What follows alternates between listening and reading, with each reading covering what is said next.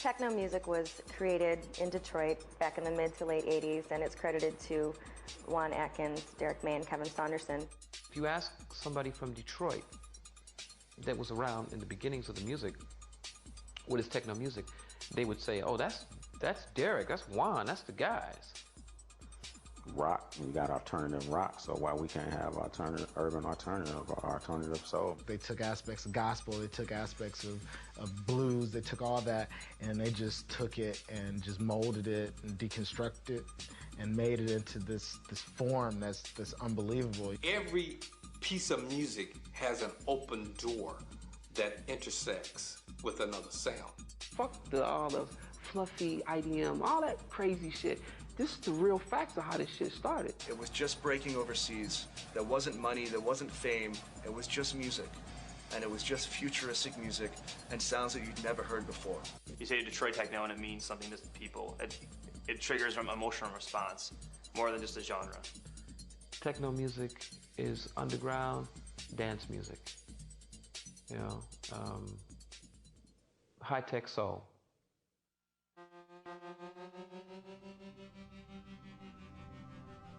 Detroit can be a heaven for some, it can be a hell for others. This is the back of the house where the stuff got made. I think it has to be said that Detroit is an unrelenting success story.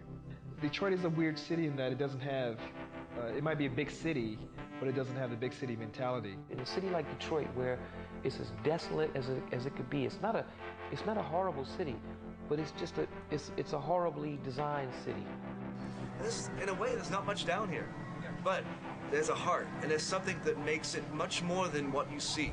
We don't have a thriving, bustling downtown area where all the tourists go and they go do the shopping and hang out at the club. We don't have that. Detroit is lovely. Detroit is beautiful. Now you got to realize, at the time in Detroit, you're talking about serious economic downturn, recession from the early 80s. They were still getting over oil embargoes and whatnot from the 70s. There was the white flight, there was divestiture from the city. Downtown was laying in shambles. The white flight of Detroit is a myth in the sense that there was no such thing as flight. Flight denominates a sudden pattern of behavior like a flight of birds taking up off of a pond. By 1953, the city of Detroit had already established the patterns of ex-urban depopulation that people associate with post-1967. The U.S. government were involved in making it advantageous for people under the aegis of the GI Bill, for example, not to come back and live in cities after the Second World War, but to move to suburbia. The city was completely built. That is the point then, if you wanted a new house, you had to move to suburbia. We were your classic Rust Belt city. Everybody moved to the burbs, a lot of vacant buildings, a lot of burnt out hulls. So to say in 1967 something terrible happened, those people, whoever those people are, did something awful to my city and now I had to leave is simply nonsense. That's a bunch of nostalgic rot. The city was fast becoming majority black. We didn't have a lot of resources. What happened in 1967 specifically in Detroit is that a long pattern of exclusionary practices and a long pattern of segregation, both legal and quasi-legal in the city, simply erupted into violence. How do you feel about it? I think that if they pull the troops out, then detention would be all over and everybody would go back to normal. And those who engage in looting or arson or sniping or other illegal actions will have to pay the consequences. All I can say is, I hope it ends quickly.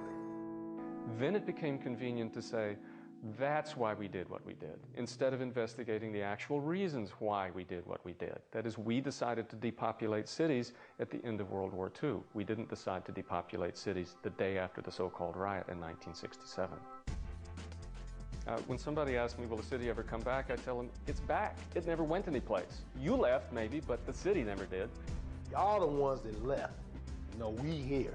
City's still here. Now, of course, the city has economic problems, social problems, etc. Right, okay. The city is doing as well as could be expected and probably better. for what has happened. Capital left, the tax base, or a big piece of it left. Imagine a city that was designed for 4 million people that less than 1 million people only occupy now. We were brought up on our parents going to work every day and working in the car automotive industry and coming back home and telling us that they worked with robots. There was a lot of fallout based on things switching over to automation and computers and robotics taking over where people once worked and thrived. But it wasn't really a bad thing. It was just the city was in transition to a technological base. People don't have money to buy food or clothing or other things, necessities and luxuries that we like to enjoy, then these attitudes usually come out in our music. What has happened is that something extraordinary and wonderful and unique has happened instead of what every other city has. We've got space, and it's not just space that's empty, it's space that's full of the artifacts of American industrial culture. It's a place like no other. It provides food for people's imaginations in a way that no other site does. And that has a great deal to do with the insertion of urban techno into this cultural and social domain. We have 3 incredible natural resources: fresh water, salt, techno.